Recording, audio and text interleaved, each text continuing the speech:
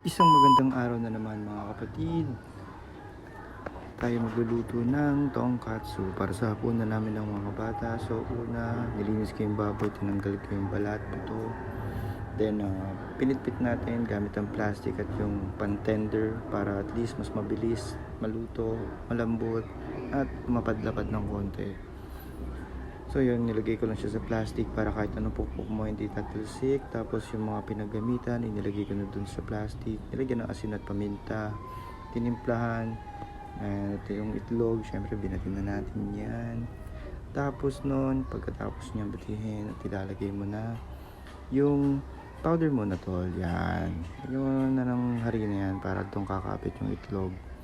Tapos pagkatapos mo lagyan ng itlog, syempre patalunin mo na sa breadcrumbs yan tol.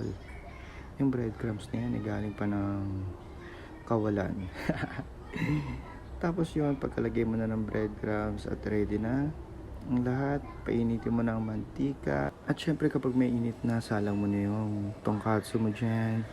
Yan, so hintayin mo lang siya na maging golden brown. Tapos hiwa-hiwain mo na siya ng kanipisan. Tapos yun, lagay ko na sa mga plato namin. Para at least makita na ng mga bata na nire-ready ko na yung pagkain nila. Ayun na si Ate Cassie, hindi na makapaghintay, tamang waiting na siya. At nung naalala kong wala nga pala akong sinain, so nag-decide na lang ako na magsangag. Dahil may mga sobrang kaning lamig sa ref. So inabot na ni Ate Cassie, hiwa na tayo ng bawang. Siyempre pinong-pino yan para at least makakain pa rin ng mga bata.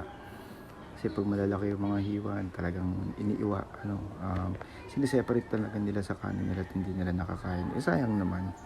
Ilagay mo pa sa sinangag kung hindi naman kakainin. At nung mainit na yung kawali, ilagay mo na yan lahat. Inuna ko yung butter at bawang, tapos yung kanin.